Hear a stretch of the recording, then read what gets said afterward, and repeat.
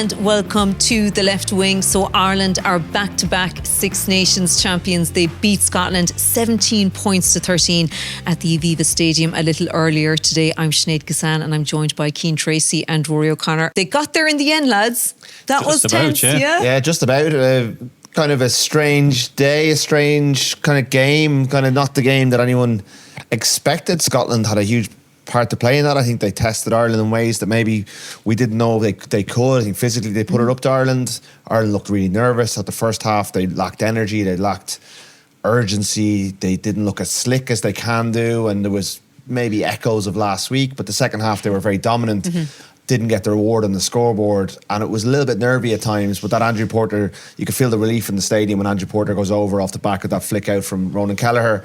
But then Harry Byrne gets himself sin bin, and we have a little bit of a nervous finish. So, look, we can't say we didn't get any drama. It was they had to go and earn it. They had to go and win it, and they're deserved. They are the best team in this tournament. They're the best team in Europe. They have won back-to-back Six Nations, which is a really, shouldn't be sniffed at and should be celebrated. But as a performance, it probably wasn't the greatest of the Andy Farrell era. And on the back of last week, maybe they'll have plenty of reviewing to do. But you can't take away the achievement. Yeah. There's a reason why Six Nations titles are hard to win. There's even bigger reasons why back-to-back Grand Slams are harder to win. And Andy Farrell just touched on that there in the press conference. It's not easy. And Ireland made it probably harder for themselves than it should have been. I mean, I was just having a look back at the stats there. The possession... They had 58% possession and 65% territory.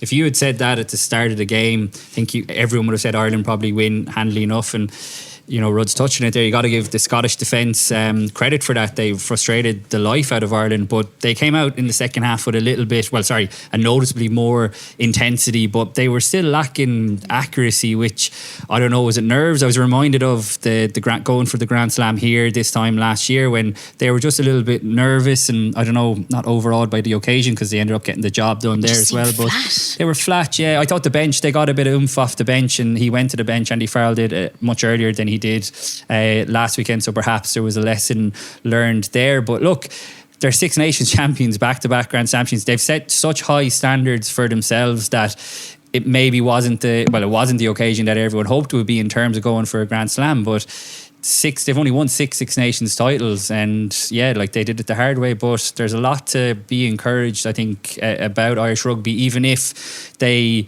started so well in Marseille. And, they obviously did well against Italy, they did well against Wales, lost to England. And then we were hoping for a big finish, and while it wasn't the slickest performance, they still got the job done, and that's to be applauded as well. Yeah, we just heard from Peter O'Mahony there in the press conference. Obviously, big day for him. There was speculation, as we spoke about earlier, Cian, about his future, whether it would be his last game in an Ireland jersey. He was very emotional during the national anthems. He was non-committal there, he said, but look, that he'll have to talk about it with his family. But if it is his last, what a way for him to go out. It does seem to be looking that way. Yeah, I think if you were a betting man, you'd be fairly confident that putting your money down that is probably the end. And he obviously didn't want to take away from the teams, from the occasion, from the team's day, and make it all about himself. It certainly fed into his performance. I thought, apparently he spoke very emotionally to the team before the game. I wonder, did that just add a little bit of weight to their performance? Not to, he tried to inspire them, but maybe they felt like they kind of needed to deliver for Peter, and that kind of weighed a little bit more heavily on them. He actually played very well. I thought it was, Cian's written a piece about this, but it was an influential performance. He, far more influential than he was last weekend, and kind of a sign that he can still do it. That there is life in the old dog yet. And you think of South Africa winning the World Cup with two 37-year-old back rows on the pitch, and you wonder whether there's a role for him, whether maybe it's not as captain, maybe it's as a kind of a squad player, a senior leader who comes in for certain games. Like South Africa barely used Wayne Vermeulen for 4 years, and then suddenly they brought him out for a World Cup final. He went on holidays to Ulster for a couple of years, and they got him out of him. So maybe they need to send him to Japan and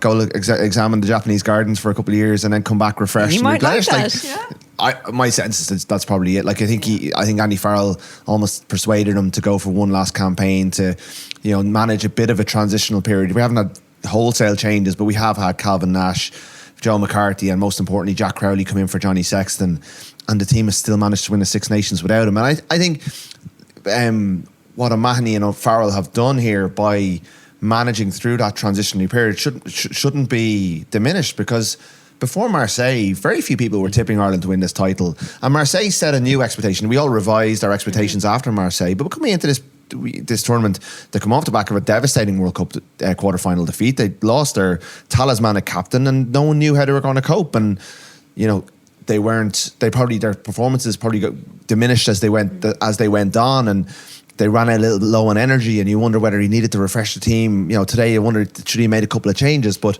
they got the result in the end, and it's a very significant achievement, particularly given how much change has got. You know, it's only a couple of players, but they were significant players.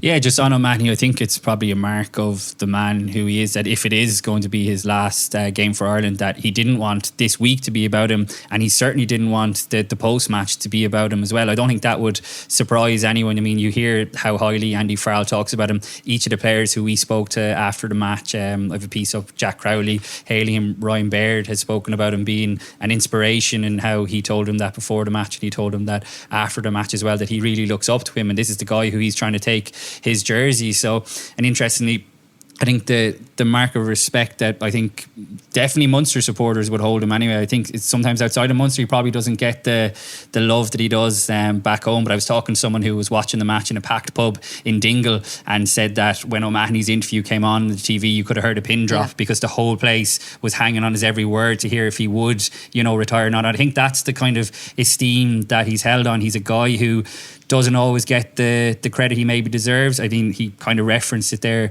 in the press conference that last week was one of the toughest days of his career in terms of his own performance, and obviously the costly yellow card. But to come out and to have managed the emotions around this week, I believe we touched on this earlier, Sinead, in our video. I believe he gave a great speech to the squad on Monday as well, in terms of the review, and you know that he's been in scenarios where he's gone, plenty of scenarios where he's gone into the last day of Six Nations and they've been dead rubbers, whereas, you know, it was time to pick them up again. And I don't think there was any better person to be able to do that than Peter O'Mahony. He missed his leadership, won't they? Yeah, if it is to be, they absolutely will. But I think Rod mentioned it there, the way Ireland have handled the transition, it's been so important to have a guy like Peter O'Mahony to overseen this Six Nations. He becomes the fourth player to win a fifth Six Nations title, which is an unbelievable achievement as well. But look, there were plenty of calls, you know, to have a new fresh captain, as there always is post World Cup. But it was really clever by Andy Farrell to have Peter O'Mahony. Look, if it is going to be Caelan Doris, which I think many people believe it will be, to take over whenever that was, he got experience of captaining in this campaign as well, and he's been able to lean on him throughout the whole Six Nations. So we've seen that in the way Johnny Sexton was kind of, you know, not phased out obviously, but retired, and the way Jack Crowley got to learn off him. And I wouldn't be surprised if so much of the stuff that we don't get to see behind the scenes is building towards that as well, because I think South Africa will probably be a bit of a turning point. I think we will see a couple maybe more fresh faces coming in, because look, challenges don't get much tougher, and as Andy Farrell says, there's so much still to look forward to this year alone for Irish rugby. Yeah, well, here is Andy Farrell just on today's performance, but first here is Peter O'Mahony, and he was asked about his future. Then I need to go and talk to my wife and family and have a think about it.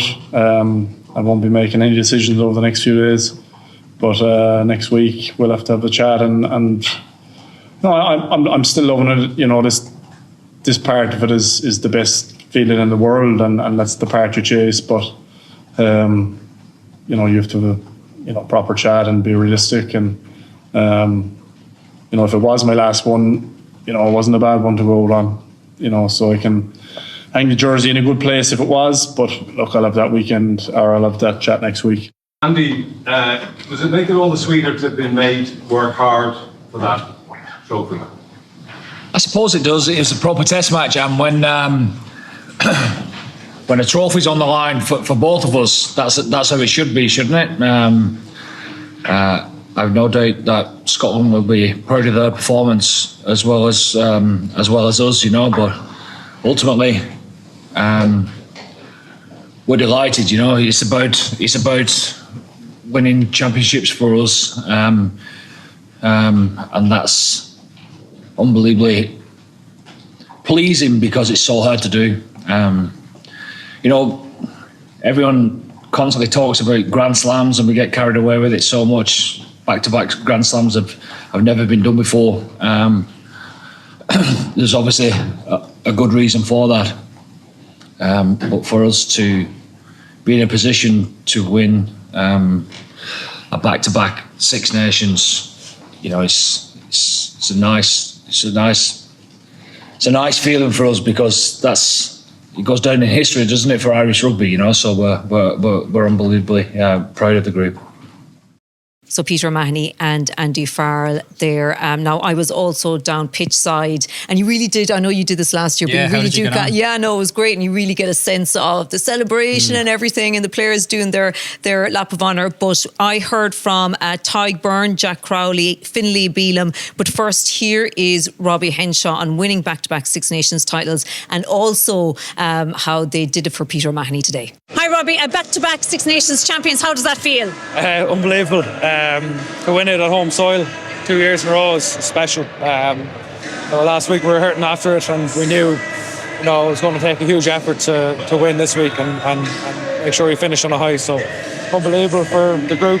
The group's unreal. They're so tight. Everyone's really good friends in the group, and the management as well. They've really knitted the squad together so well. So good celebrations tonight. Peter O'Mahony, what can you say about him, and are you trying to convince him to play on?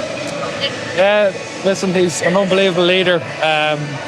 He's relaxed a bit over the years as he's got older, but unbelievable to play for him, and he leads us so well, and so important that we won today for him. So there was a sense that you wanted to do it for Peter, was there? We're getting out of you. Absolutely, yeah, we want to do it for him. I'm not sure. Has he said anything to you about his future? No, I'm not sure what's around the corner for him. So, he said to us, you don't know when your last game in green is. So, I don't know. I'm not going to speculate. Yeah, 100%. That was our goal at the start. We managed to do it. We're certainly going to enjoy it tonight, and then. If I'm here again next year, we'll be going back to back. Oh, please God. So let's enjoy tonight first, though. Well, it's a special tournament for that reason. It's right down to the wire. There was still a lot to play for a number of teams. You saw last night with the 20s as well. So that's why it's such a special tournament, and why it's highly regarded around the world, is because it's so competitive. And then to be able to get the trophy in the end is special. So, yeah, relieved. It was a battle. Do you reckon he's going to stay on or go, or what, Finlay? I know you're very close. Yeah, we're very close. I hope he stays on. He had so much to this group, obviously on the pitch and stuff behind the scenes as well. Just a real calm character and loads of experience. And my best friend topped it all off. What a man. So a bit of reaction there from the players, but it was an incredibly tight game. I mean, we're starting to see a trend here of Ireland getting off to slow starts in the big games against England, against New Zealand, against England here a year ago as well. Yeah, I do think that there's a jitteriness to them in these games. Like, if you remember back to the 2022 series against New Zealand, they started all three of those games like a train. Even Leinster in the Champions Cup final here last year against La Rochelle, when they went 17-0 up, and the accuracy, it was such a trait for this team. But today, there was a nervousness. I think they were knocked off the rhythm by Scotland. Scotland, in fairness, I thought were really, really physical, abrasive. They came with a plan. They didn't want to give Ireland lineouts. They kept the ball on the pitch. They know that Ireland scored the majority of their points off the. Probably What time is it? We just go for the pints. I know, we're nearly there. We're nearly there. Last job before we get to Lansdowne Rugby Club. No, they get the majority of points off line out, and teams are not going to give them line outs easily. I think that's the way. It's one of the ways you beat Ireland, and Ireland need to find a different way if they're not getting the ball out of touch. And they contested the line out as well.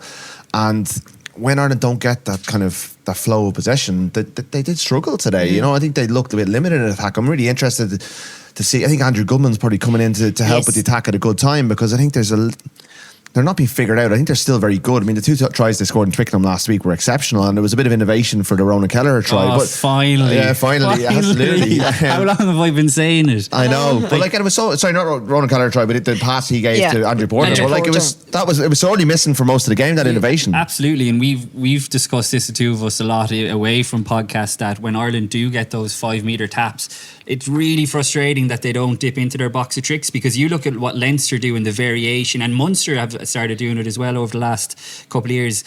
it always just so frustrates me when Ireland just take the route one approach, and they did that, and it was that Tyke Furlong's non-try, wasn't it? It was in the lead up to that, which I thought, to be fair, was a try, and that could have changed the game. But I was just so happy that they actually used a play, because it looked like Kelleher was going to truck it up the middle, and just a beautiful pass out the back to Andrew Porter. I think Andy Farrell said it was a bit subtle, but there was nothing subtle about Andrew Porter coming steaming at you. But that's what this Ireland team have, and it's been surprising that they maybe haven't kind of dipped into their box of tricks. And like I touched on Leinster there, Andrew Goodman gets massive praise for his set play. So I think it will be fascinating to see how they manage that. You just wonder. I do think that the team probably, because of the nature of Marseille and coming off the back of World Cup and this being a very, very long season, that they had huge energy at the start. But I wonder if they ran low on that energy as it went on. Did the toll of the physicality of the games and the way they play just kind of run aground? I wonder, could he have made more changes between Twickenham and this week, because the team looked like they needed. Have done that? Well, they just didn't look fresh in that first half. Now after half time they did, like they came out, even the crowd was enlivened. We got the first kind of song or the Fields of Athenry 5 minutes in on the back of that big James Lowe bust up the left, and Ireland got on top of Scotland and really dominated that third quarter. But I wonder, Gregor Townsend said, we know how Ireland are going to play, and that's been great for Ireland over the last couple of years, because even though teams knew what was coming, they weren't able to stop it. I wouldn't panic about it, but there's 2 weeks in a row now of teams largely been able to stymie Ireland, and South Africa will have their own defensive plan. Jerry Flannery will be putting that together already, so they need to start showing new pictures. It is a very nuanced and very layered attack, and it's not like they take the same option every time. But I just wonder, sometimes, are they going through the patterns that are expected of them, even in their own heads? Are they as surprising as they were, and do they need to just come up with a few new ideas? And I think that's one thing they were lacking today, because they were more blunt than they normally would be. So and Scotland played a huge role in that. I think they deserve a huge amount of praise for the way they played today. Yeah, they just struggled to get into their shape. Scotland came hard at them at the breakdown again, which, look, you don't have to watch all of Ireland's games to know that once you slow them down at the breakdown, that's when they really struggle. And England did a job on it last week. Scotland, not to the same extent, because, to be fair, like I touched on there with the stats, with the possession and the territory, this was a little different to last week, when Ireland were basically starved of the ball for the most part. But when they got into the red zone deep into the 22, they just lacked composure. They lacked that usual clinical edge that we so often associate. Now, whether that is down to, running low on fumes in terms of being a long season, long championship, post World Cup and all that, but we expect more because they demand more of themselves. So, I mean, if we're a little bit critical of it, I'm sure they will be as well. But there was just so many knock-ons, really frustrating knock-ons, and it sucked the life out of the crowd as well, because at one stage the nervous tension was certainly building, and then obviously Hugh Jones runs in that late try, and it was real squeaky bum time then at that point. But to give Ireland credit, they saw out the last 2 minutes far better than they did at Twickenham. Exactly. So you can say they've learned lessons from that as well. And look, once they kind of got control of the last 2 minutes, you never really felt like they were in much trouble. So I mean, you got to credit that as well, because we were obviously critical of it last week. I mean, stuff even like the Tyke Furlong try ruled out. You're kind of going, is this? Still looked like a try. It did 100% was a try, and it was also a high tackle by Andy Christie on him. And Andy Christie was the one who popped up then when Calvin Nash left 5 Scots for dead. It was Christie who came across in that 10-minute period where he should have been off the pitch. So I think I wasn't particularly impressed with Matt Harley's performance today. I think a couple of things went against Ireland across the day. Not exactly helped by Marius Yonkers' TMO. No, it didn't. Yeah, absolutely. Well, I think Carl Dixon stepped in. He was the one, the touch judge, who said that it wasn't, the on-field decision should be no try, which I thought was a big call for what we all saw in the stadium. And then he couldn't find the evidence to overturn it, which I think was there. Anyway, look, I think it would have made life easier if he'd scored then. But Scotland do have dangerous game-breaking players who they did cut Ireland open a couple of times today. So it wasn't a foregone conclusion, and it did need to be managed out. I think they'll be pleased that they found a way. They'll be disappointed to get another card. They're mounting up. I think they're probably, England-France is on as we record, but they went ahead of France in the cards count with that one, and their discipline has been an issue all through the tournament. Their scrum was dominant today. We should give that credit.